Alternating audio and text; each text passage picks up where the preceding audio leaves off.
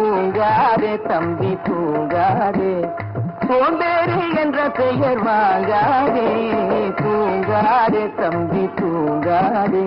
நீ தாங்கிய உடையும் ஆயுதமும் பல சரித்திர கதை சொல்லும் சிறை கதவும், நீ தாங்கிய உடையும் ஆயுதமும் பல சரித்திர கதை சொல்லும் சிறை கதவும்.